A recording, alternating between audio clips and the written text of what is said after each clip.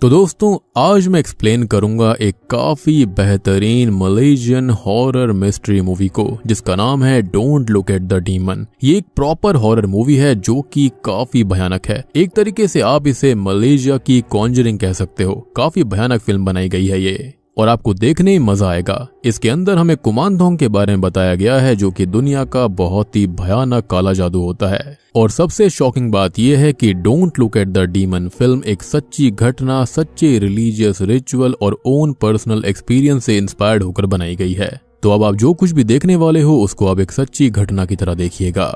और उससे रिलेटेड मैंने ऑलरेडी एक डिटेल्ड वीडियो बना रखी है, तो आप उसको जाकर जरूर देखना। उसका लिंक आपको नीचे डिस्क्रिप्शन, पिन कमेंट दोनों में मिलेगा। साथ ही साथ मैंने हाल ही में ही एक वियतनामीज हॉरर फिल्म को एक्सप्लेन किया था जिसका नाम है क्रिम्सन स्नाउट। बहुत ही बढ़िया फिल्म है, बहुत ही मजेदार है। उसका भी लिंक आपको नीचे ही मिलेगा, जाकर जरूर देखना, आप डिसअपॉइंट नहीं होगे। तो चलिए अब बिना किसी देरी के चलते हैं सीधा वीडियो की तरफ।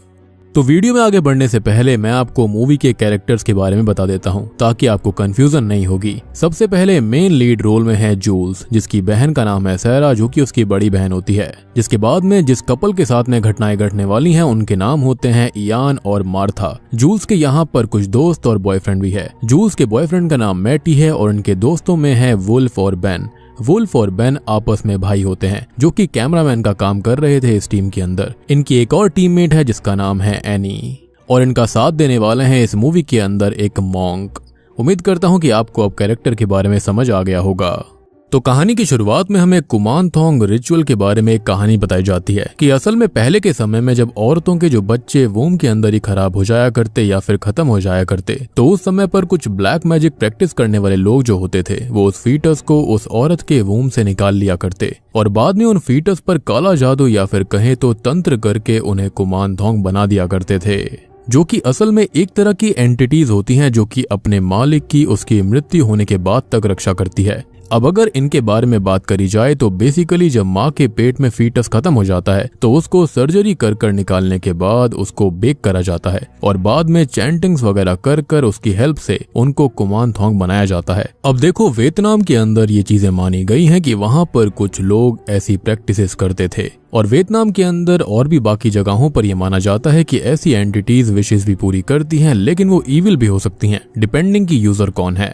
अब वहां से सीन सीधा 2002 यूएसए में शिफ्ट होता है जहां पर हम एक घर के अंदर सैरा और जूल्स को देखते हैं। यहाँ पर ये दोनों ही बहनें थी और सैरा जूल्स की बड़ी बहन होती है। ये दोनों ही बहनें अब खेलने के लिए स्पिरिट्स को बुलाने की कोशिश करने लगती हैं। उन्होंने एक पेंटागन स्टार को जमीन पर बनाकर स्पिरिट को बुलाने की कोशिश चालू कर दी थी, जिससे अचानक से ही उनके घर में अजीब चीजें होना चालू हो जाती हैं। और थोड़ी देर के बाद में जूल्स और सैरा की माँ को अचानक से ही जूल्स के चिल्लाने की आवाज आती है, जिसके बाद जब वो ऊपर जाती है तो वहाँ का सीन देखकर वो खुद बहुत डर गई थी क्योंकि सैरा और जूल्स के गेट का लॉक अपने आप टूट चुका था, जैसे कि कोई अनजान शक्ति सैरा और जूल्स की माँ को अंदर आने से रोकना चाहती हो। पर अभी हमको ये बताया नहीं जाता कि वहाँ पर हुआ क्या। खैर अब सीन सीधा 2022 में मतलब कि 20 साल आगे शिफ्ट होता है जहां पर अब जूल्स बड़ी हो गई है और अभी अपनी टीम के साथ मलेशिया के नॉर्दर्न रीजन के एक टेम्पल में आई हुई थी जहां पर एक मॉन्क एक लड़की के ऊपर टैटू बनाकर उसके ऊपर हुए किसी तरह के काले जादू को सही करने की कोशिश कर रहे होते हैं। पर वहां पर हम जूल्स के और भी साथियों को देखते हैं जिनके अंदर उसका बॉयफ्रेंड मैटी होता है।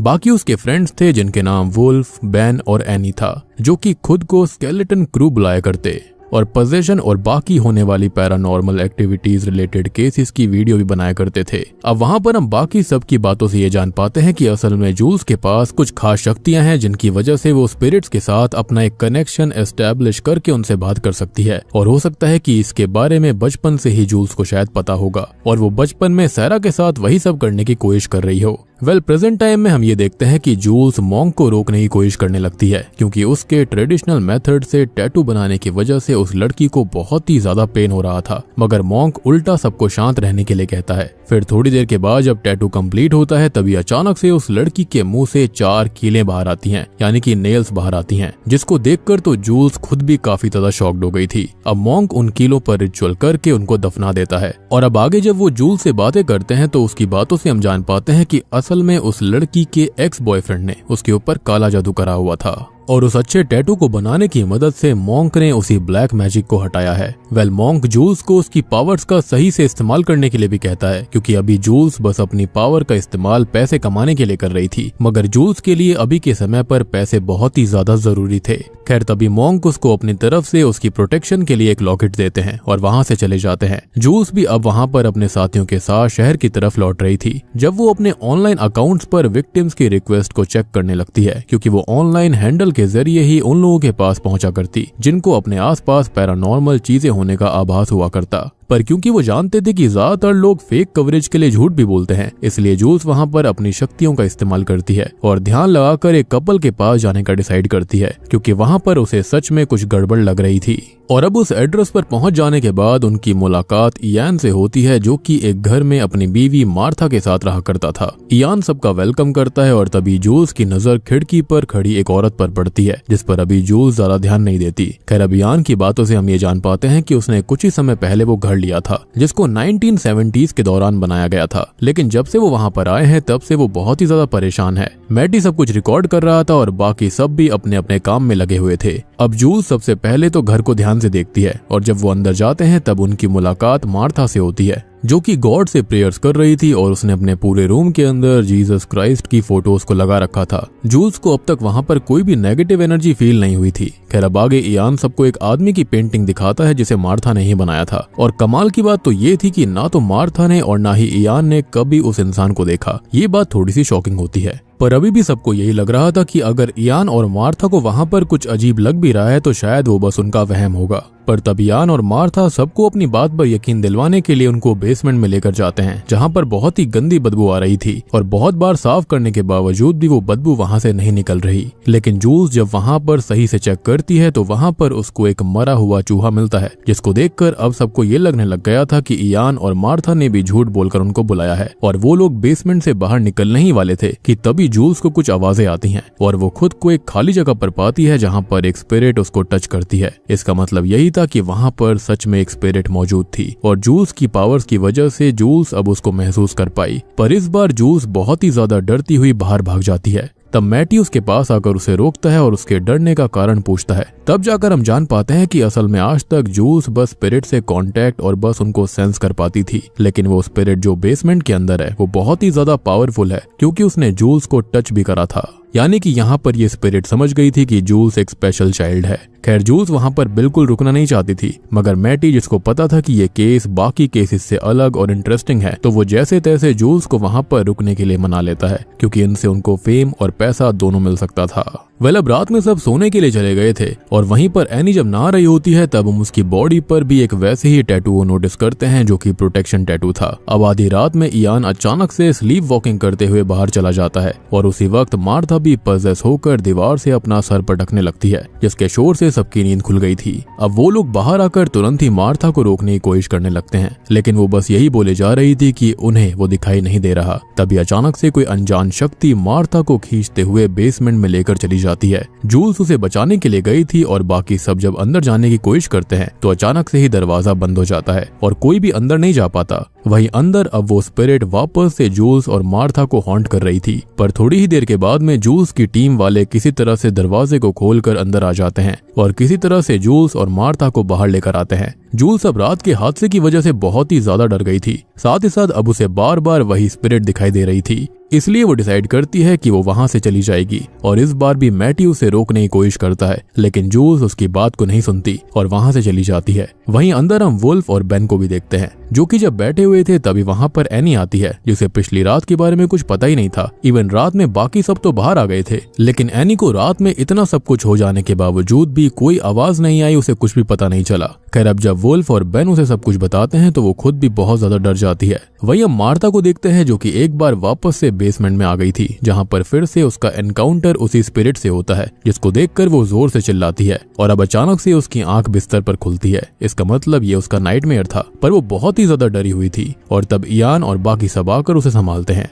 अब इयान वापस से मैटी को उसी आदमी का स्केच दिखाता है जिसे मार्था ने ड्रॉ किया था, और इस बार उस आदमी की बॉडी पर कुछ टैटूज को भी देखा जा सकता था। हो सकता है कि इस आदमी का जरूर इस घर में हो रही चीजों से लेना देना है। खैर दूसरी तरफ हम जूल्स को देखते हैं, जो कि अब अपना मूड सही करने के लिए एक बार के अंदर आ गई थी। खैर अब यहाँ पर आकर जब वो बारटेंडर से बातें करती है तो बारटेंडर उसके अमेरिकन एक्सेंट की वजह से उससे मलेशिया में आने का कारण पूछता है, जिस पर जूल्स भी बहाव में आकर मार्था और इयान के घर के बारे में सब बता देती है। जिसके बारे में जानने के बाद बारटेंडर थोड़ा सा शॉक्ड हो जाता है और जूल्स को उस घर के बारे में बताता है जिसको 1970s में एक बिजनेसमैन ने बनाया था, जो कि अचानक से एक दिन गायब हो गया। जिसके बाद से वहां पर जो कोई भी इंसान रहने के लिए आया था उनकी बीवियों के साथ हमेशा कुछ न कुछ अजीब हुआ करता और कोई भी वहां पर ज्यादा समय तक टिक ही नहीं पाया। और अगर अब जूल्स और उसके साथियों को अपनी जान बचानी है तो उन्हें कुछ न कुछ करना होगा या फिर वहां से जाना होगा। इतना बोलकर अचानक से ही वो बारटेंडर गायब हो जाता है और हम देखते हैं कि जूल्स असल में एक टूटे फूटे बार के अंदर आ चुकी थी। और ये सब देखने के बाद जूल्स खुद भी काफी शॉक्ड हो जाती है और उसी बार में लगे बारटेंडर की फोटो को देखने लगती है कि तभी वहां पर एक आदमी आता है जो कि जूल्स को वहां से निकालने आया था। और जब जूल्स उससे बारटेंडर के बारे में पूछती है तो उसको पता चलता है कि बारटेंडर तो आज से बहुत पहले ही अपनी बीवी के गम में खत्म हो चुका था, क्योंकि उसकी प्रेग्नेंट बीवी अचानक से गायब हो गई और उसके बारे में आज तक किसी को कुछ पता नहीं चला था। यानी कि यहाँ पर वो बारटेंडर की स्पिरिट थी जो कि उसको वार्न कर रही थी। अब ये सारी बातें जानने के बाद जूल्स काफी घबरा जाती है, पर अब उसने डिसाइड कर लिया था कि वो किसी भी हालत में अपने दोस्तों की जान बचाकर रहेगी। वहीं अब हम मैटी और एनी को देख पाते हैं जो कि जूल्स को बाहर ढूंढने के लिए निकले थे और वहां पर हम मैटी की बातों से ये जान पाते हैं कि असल में मैटी जूल्स से रिहैब सेंटर में मिला था, जहां पर जूल्स को बहुत ही ज्यादा नशे करने की वजह से रखा गया था। और मे बी जूल्स ज्यादा नशे इसी वजह से करने लग गई होगी क्योंकि जरूर उसके साथ 2002 में कुछ भयानक हुआ था। खैर अभी मैटी की बातों से हमको समझ में आता है कि मैटी जूल्स के साथ सही से रहने की बहुत कोशिश करता है, पर हमेशा कुछ न कुछ गड़बड़ हो जाती है। तब एनी भी वहां पर जूल्स की थोड़ी बुराई करने लगती है ताकि वो मैटी का मूड सही कर सके। तभी हम बेन और वुल्फ को देखते हैं जो कि इयान और मार्था के घर में बैठकर अपने लगाए गए सभी कैमरास पर नजर रख रहे थे। तभी अचानक से उन्हें एक रूम के अंदर बच्चे के रोने की आवाजें आती हैं और जब बेन वहां पर जाकर चेक करता है तो उसको वहां पर एक कैमरा टूटा हुआ मिलता है, पर अभी भी उसी रूम की दीवार के पीछे से लगातार बच्चे के रोने की आवाज आ रही थी। जिसको सुनकर जब बेन दीवार को तोड़ता है तो वहां पर एक सीक्रेट स्पेस था और वहां पर जाते ही अचानक से बेन के ऊपर 2 डिमोनिक हैंड्स हमला करते हैं। तब बेन बहुत जोरों से चिल्लाता है और तब वुल्फ, मार्था और इयान तुरंत ही भागकर उस रूम में आते हैं।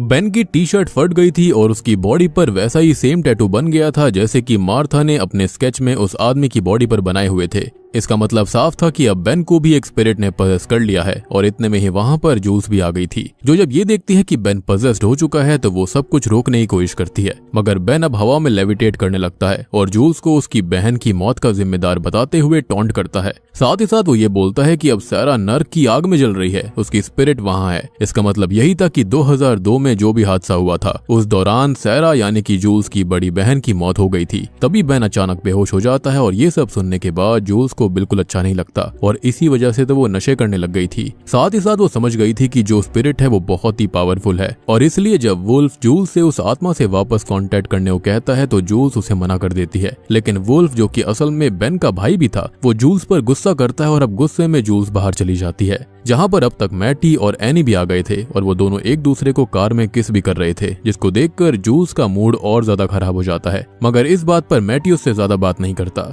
तब जूल्स अकेले में जाकर बैठ जाती है कि तभी वहां पर मार्था आती है जो कि जूल्स से बातें कर रही थी और तब जाकर हम जान पाते हैं कि असल में जूल्स बचपन से ही स्पिरिट्स को देख और सेंस कर सकती थी और इसी चीज को खेल बनाते हुए वो अपनी बहन सैरा के साथ स्पिरिट्स को बुलाकर उनसे बात करने की कोशिश किया करती थी। तब एक दिन सैरा ने जूल्स से अपने क्रश की आत्मा को उसके अंदर बुलाने के लिए कहा था, जो कि हाल ही में ही खत्म हुआ था। तब जूल्स ने उसे बुला तो लिया मगर वो बहुत ही ज्यादा पावरफुल था जिसको जूल्स कंट्रोल नहीं कर पाई और उस लड़के की स्पिरिट ने जूल्स की बॉडी के सहारे सैरा को मार दिया और उसकी स्पिरिट को अपने साथ लेकर चला गया। माइट भी वो उसका क्रश नहीं बल्कि कोई डीमन होगा। अब जूल्स उसके बाद से ही काफी ज्यादा डिप्रेस्ड रहकर नशे की आदी हो गई। ये सब जानने के बाद मार्था जूल्स को संभालती है और तब मार्था की बातों से हम जान पाते हैं कि असल में उसने वहां पर जूल्स और उसकी टीम को अपनी जान बचाने के लिए नहीं बल्कि अपने बच्चे की जान बचाने के लिए बुलाया है। मार्था असल में 3 महीने प्रेग्नेंट थी और सेम बात यहाँ पर उसी बारटेंडर की स्पिरिट ने भी बताई थी जूल्स को। इनफैक्ट जो व्यक्ति जूल्स को बार के अंदर लेने आया था उसने भी यही बताया था कि वहां पर प्रेग्नेंट लेडीज के साथ हमेशा गलत हुआ करता था।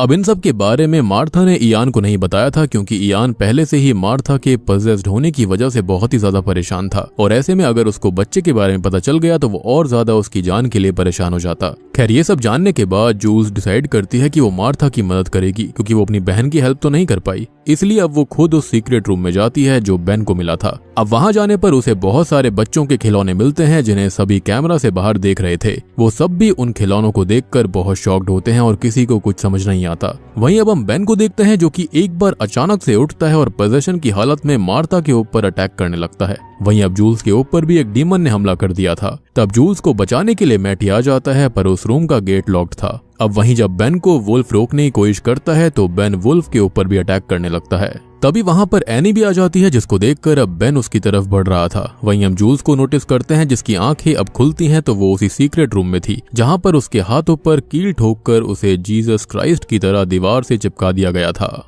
लेकिन जूल्स अभी जैसे तैसे खुद को फ्री करके बाहर जाती है। अब वहीं हम बेन को देखते हैं जो कि अब एनी के साथ गलत काम करने वाला था, उसके कपड़े फाड़ रहा था। तभी अचानक से उसका हाथ एनी की पीठ पर बने उसी प्रोटेक्शन टैटू पर पड़ता है जिसको हमने नहाते टाइम देखा था। अब इसको छूते ही वो बहुत दूर जाकर गिरता है और बेहोश हो जाता है। सब समझ गए थे कि कहीं ना कहीं एनी का टैटू सच में वर्क कर रहा था। अब थोड़ी देर बाद हम नोटिस करते हैं कि जूल्स के हाथों पर पट्टी कर दी गई थी क्योंकि उसे चोट आई थी और सभी हॉल में बैठे हुए थे। वहां पर एनी सबको बताती है कि वो टैटू उसके गांव में रिवाज के तौर पर बनाया जाता है, जिस पर उसे पहले तो भरोसा नहीं था, पर अब उसे इन सब पर भरोसा है। साथ ही साथ अब जूल्स भी डिसाइड कर लेती है कि वो किसी भी हालत में सब कुछ सही कर रहेगी, और इसलिए वो वापस वहां पर मॉन्क को बुलाती है जिसको हमने शुरुआत में देखा था। अब वहां पर जब मॉन्क को सब पता चलता है कि इस बार जूल्स पैसे के लिए नहीं बल्कि सच में मार्था की हेल्प करने के लिए सब करना चाहती है, तो वो भी जूल्स और बाकी सबकी हेल्प करने के लिए राजी हो जाता है। साथ ही साथ वहां पर हम मॉन्क की बातों से ये जान पाते हैं कि मॉन्क ने जूल्स को वो लॉकेट इसलिए ही दिया था ताकि वो अपनी पावर्स को और सही से इस्तेमाल कर पाए। बेसिकली उस लॉकेट ने उसकी पावर्स को एम्पलीफाई कर दिया था, जिसकी वजह से शायद से वो स्पिरिट्स को देख सकती थी।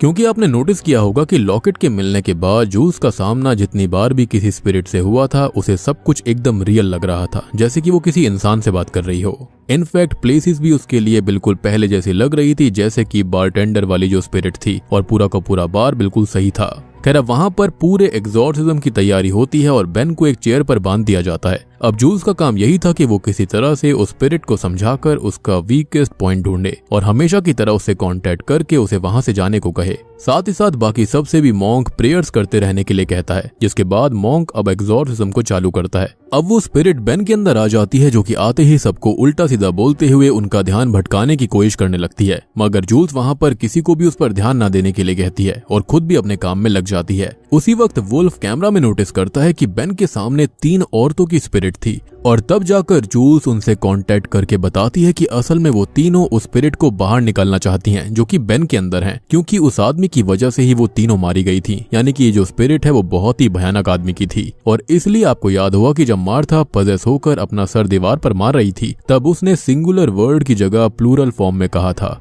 यानी कि हमें उसे बाहर निकालना है। खैर, तभी अचानक से ही उन 3 में से एक स्पिरिट मार्था को पजेस कर लेती है और उसे खींचकर बेसमेंट में लेकर जाती है, जहां पर वापस से मार्था अपना सर बेसमेंट की एक दीवार पर मारते हुए रोने लग गई थी, जिसको देखकर अब जूल्स उस दीवार को तोड़ने के लिए बोलती है। और जब शॉकिंगली उस दीवार को तोड़ा जाता है तो उस जगह पर एक ऑपरेशन थिएटर और एक प्रोजेक्टर मौजूद होता है, जिसको देखकर सभी बहुत ही ज्यादा सहम गए थे। आगे जब उस प्रोजेक्टर को चलाया जाता है तब जाकर इस कहानी के असली पत्ते खुलते हैं। तो दोस्तों, अब यहाँ पर खुलते हैं इस खौफनाक कहानी के असली पत्ते, जहाँ पर हम 1970s के समय उसी बिजनेसमैन को देखते हैं जिसने वो घर खरीदा था। बाद में उसने खुद को गोस्ट कर लिया था, यानी कि वो किसी से मिलता जुलता नहीं था, लेकिन असल में वो बाहरी दुनिया से दूर रहकर घर के अंदर ही इस जगह पर प्रेग्नेंट लेडीज को लाकर उनके बच्चों को मार दिया करता था और बाद में उन्हें मारकर उनके वूम से फीटस को निकालकर कुमानथोंग बनाया करता, जो कि अब तक उसको प्रोटेक्ट कर रहे थे। साथ ही साथ उस बारटेंडर की वाइफ भी उसकी विक्टिम्स में से एक थी।